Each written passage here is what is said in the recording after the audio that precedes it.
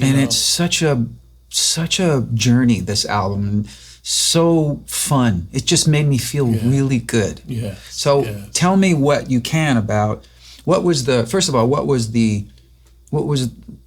drove you to go, it's time for me to make another album? Yeah. And then how did you go about choosing your collaborators? Because you got some amazing collaborators on this record. Yes.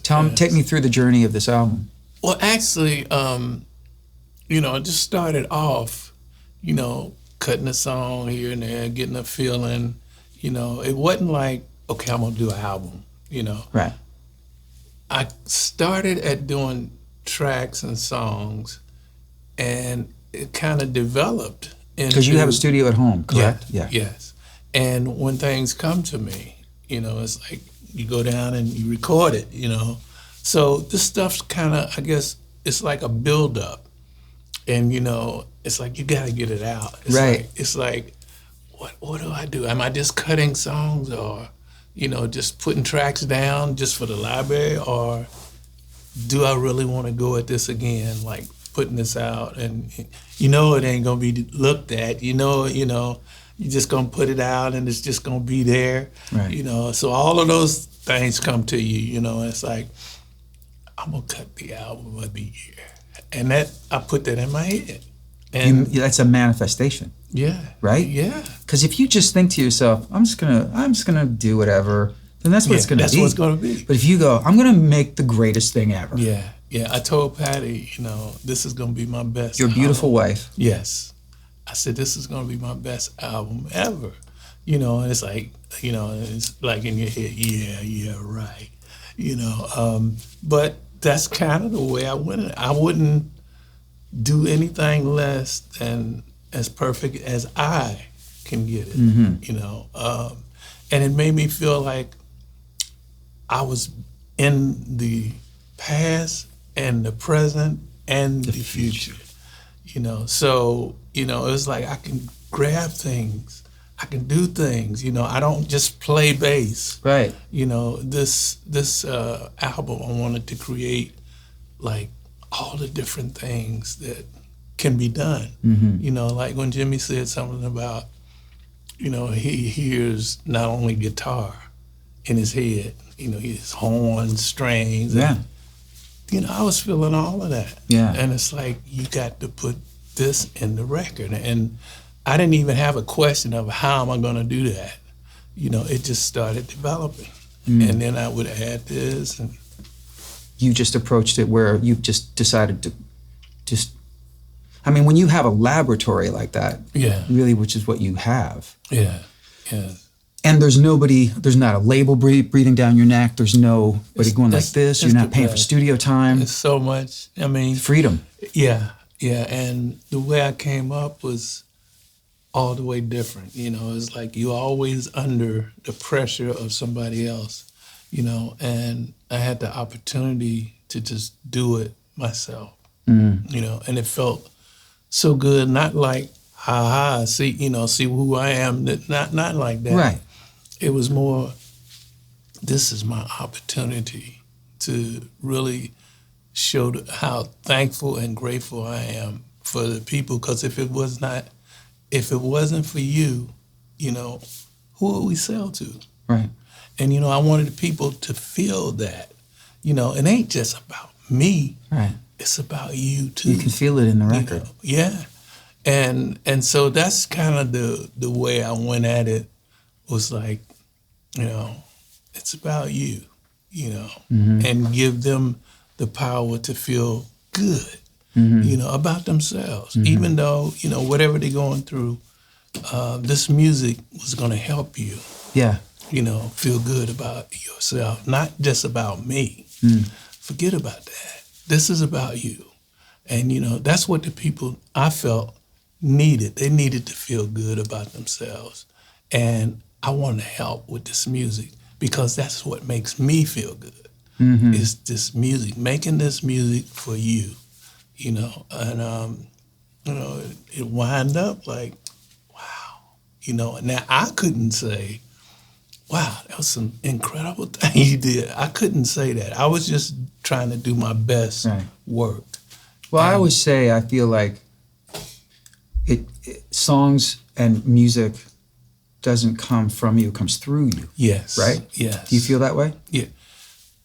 We transmitters and we're receivers. I'm a receiver first. Right. You know, it has to come from there somewhere. Right. You know, and it don't matter, you know, who you say it comes from. Right. You know, what matters is that you received it and embraced it. Yeah. You know, and I feel I'm not a religious man. I was for part of my life, but I'm not at all anymore. And I still feel this gratitude that I can be a channel for something that starts by making me feel good. Yes. But then knowing that I can communicate it and put it into a form where somebody else can experience it and it makes them feel good. It makes them feel good. I mean, I think that I don't ever want to go too far down that road because it almost sounds a little self-congratulatory, like, look what we're able to do. It's not that at all. Exactly. It's that I feel so grateful. Yes. And I feel like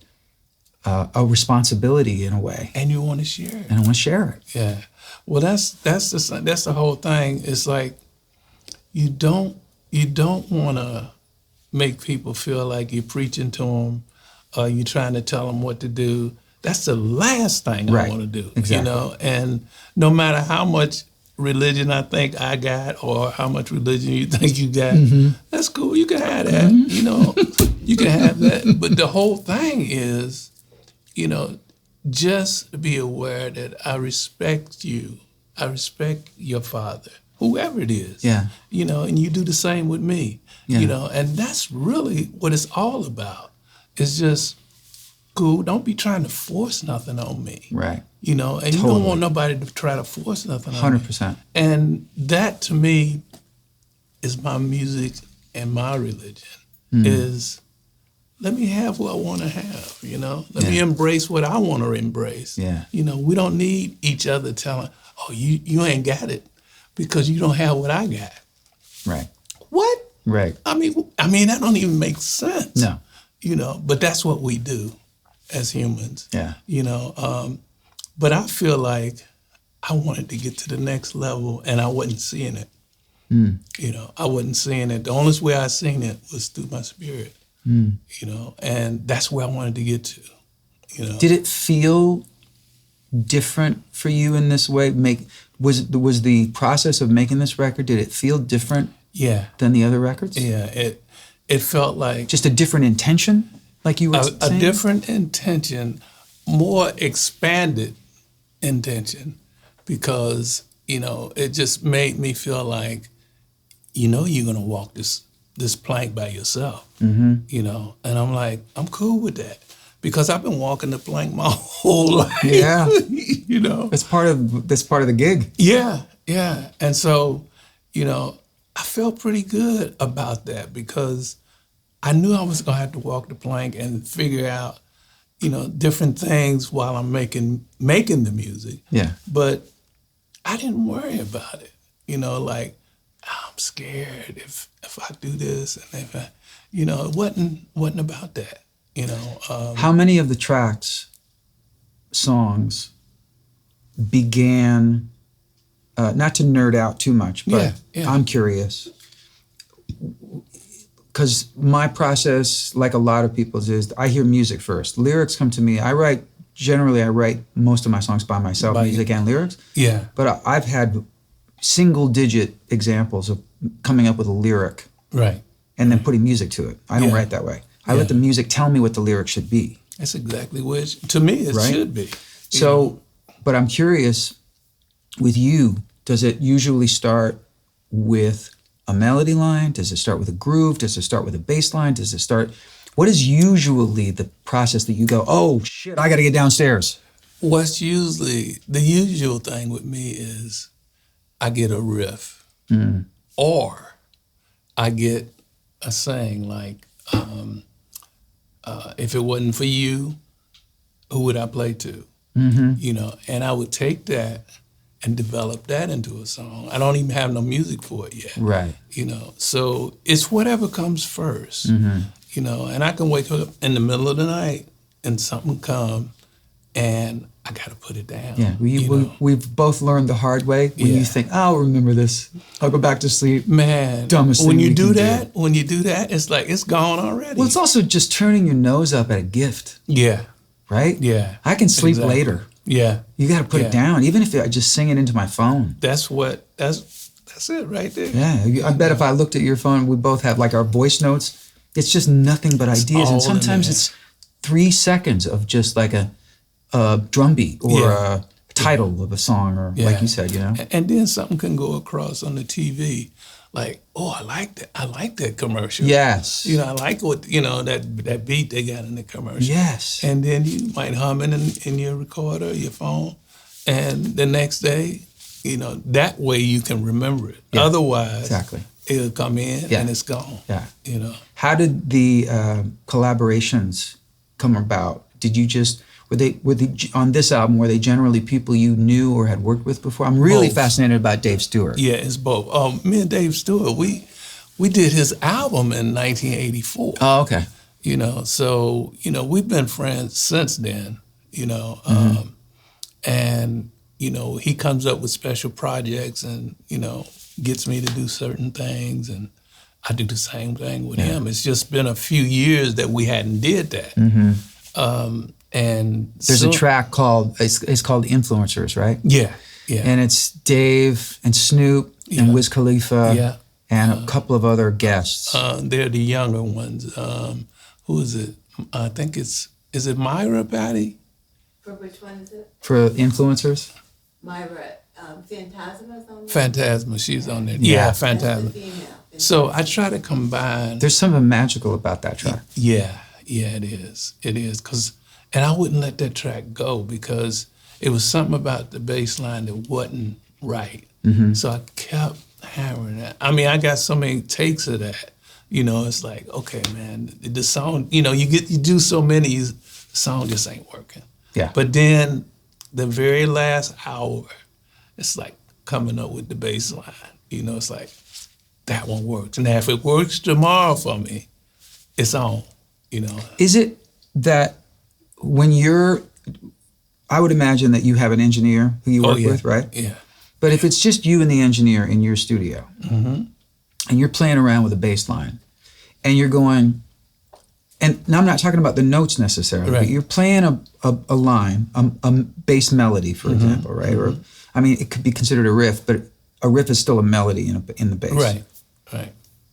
How many times have you second guessed it and thought, yeah, this isn't really working for me, and then come to realize that it's not the notes, it's the effect on the bass, or it's the tone, or it's the wrong amp. Yeah. Or does that happen to you frequently? Or do you usually go, I know which notes are magic and which notes are not magic? No, I definitely don't know that. I definitely don't know that. No, what it is nobody records with me when I'm recording bass. I do that all myself. Right. And, I guess since the experience of going from James Brown to George, being able to do whatever I wanted to do, until I got my own place to do what I really wanted to do. So I'm like enjoying that moment, of doing whatever I want to do without any feedback. Nobody over your shoulder. Nobody over my shoulder, and it ain't like I'm trying to offend somebody by doing it. It's just I've gotten to the stage where you earned it. Well, not only that, it just, I feel better, doing it and taking the responsibility if it don't work. Right. I want the full responsibility of that, especially the bass. Yeah. And nobody can take the credit. It goes both ways. Yeah.